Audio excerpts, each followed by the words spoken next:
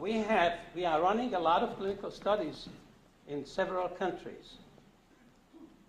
And we find, for example, that my young girls whose mother was exposed to pesticides, parakeets, and DDT, they were born with birth defects. And just by drinking live crystal, they recover. Like little O'Malley, I have the reports here with me, 8 years old. And she had 200 to 400 seizures per month. And she's living a normal life today. Now, we have many little kids like that, children like that, had the same problem. And their conditions has been restored as well. But these are just examples, what I'm telling you, what happens if you can reestablish conductivity so that the nerve impulses can pass. At the same time, when depolarized water losing affinity to hydrophilic molecules, it's going to build up affinity to hydrophobic molecules. Again, what that means in the layman's language. It will break carbon double bond. It will dissolve fats and oils, plaques and cholesterols. As a result, it will chelate your blood vessels. And any biochemical book will tell you that depolarized water have that capability. Now, live crystal depolarizes the water because it's adenosine and guanosine phosphates in there. And I'm an example myself. It's very well known and very well documented that I had four heart attacks. And my wife sitting there, she knows that they wanted to give me 4 bypass. And I fired my doctor, Dr. PC in El Paso. And they told me I never make it home, I will die on the way. And here I am today with clean arteries, thanks to adenosine and guanosine phosphate. But if you go back and look at the FDA file, when they approved the adenosine, and they did the search way back in 1929, they already knew what adenosine and guanosine phosphates will do.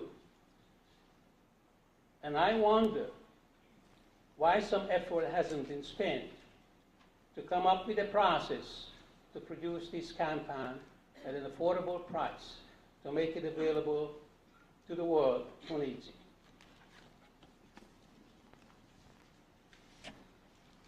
Now, we have 2 types of live crystal, the crude, which we call the nutritional supplement or dietary supplement, which we're manufacturing under the control of the FDA and the Health Department in the United States.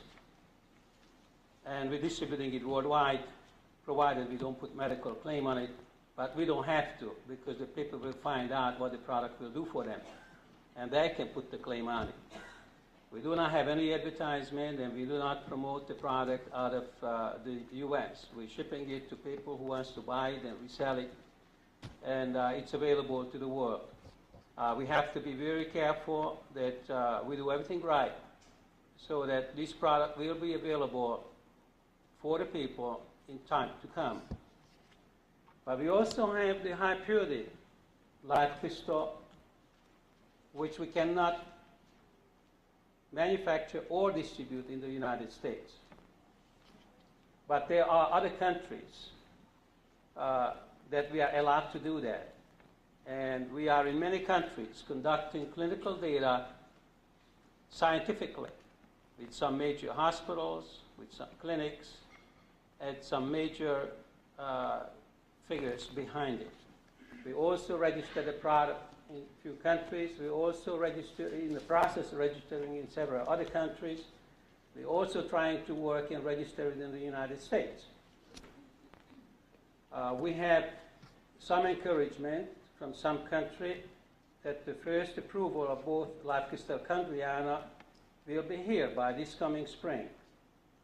There is one country where we have 10 hospitals interconnected with computers, And with the cooperation of the local health departments, clinical studies are about to begin within the next 10 days to legalize the product and prove the product efficacy. Now, we're already working in 40 countries, and we already have hundreds of clinics and hospitals who are doing clinical studies and working with the product. We compiled a lot of data to prove what the product does, and the data is more than encouraging. At this point, I'd like to change the topics to the Chondriana, going back again to the primordial soup. The Chondrianas were known those days as cyanobacteria. I was able to synthesize these early life forms from my own DNA. In a matter of fact, I'm producing Chondriana 6 different ways. It can be produced from the DNA directly. I domesticated all our organelles inside our cells so I can mass produce all the components, all the proteins, and all the genetic materials, what's inside our cell in vitro. From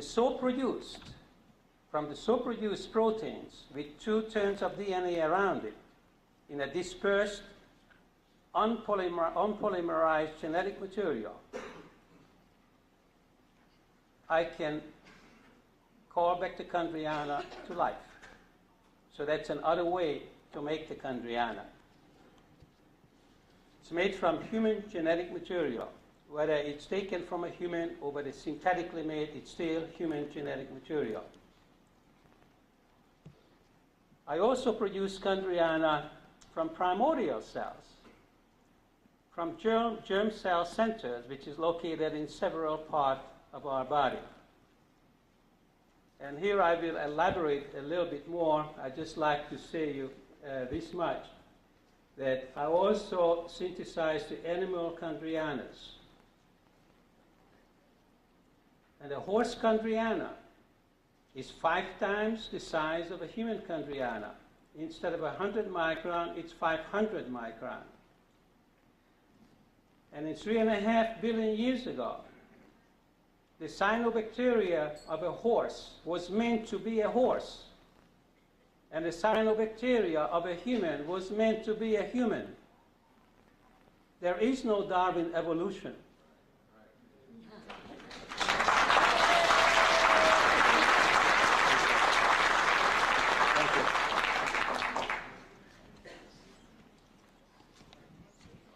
Every living organism had its own cyanobacteria already back then. It's not only there, but there have been many types of Chondriana, many types of human Chondrianas, because all the organelles, all the hardwares has been produced by the primordial sea before the higher order of life came about. There have been cyanobacteria that were producing organelles of different kinds.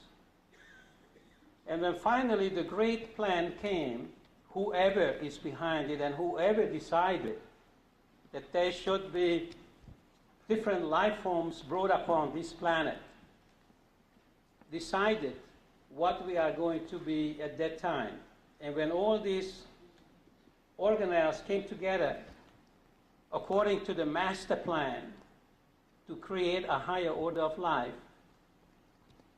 one of the organelles which was needed was the fuel tank, the mitochondria.